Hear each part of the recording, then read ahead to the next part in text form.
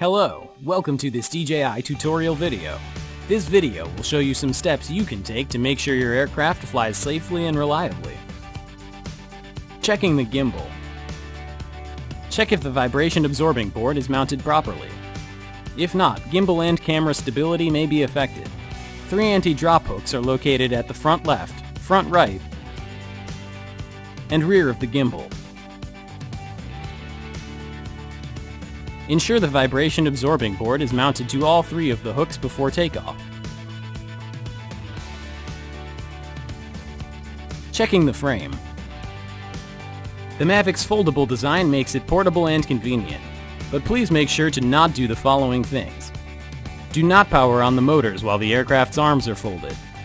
Do not conduct compass calibration while the aircraft's arms are folded.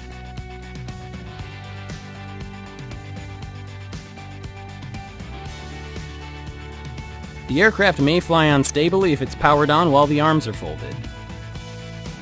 It's recommended to unfold the arms first, then power on the aircraft. For your own safety, do not hand launch the Mavic or throw the Mavic and start the motors in the air. Make sure to only launch the Mavic from level ground. Thank you for watching.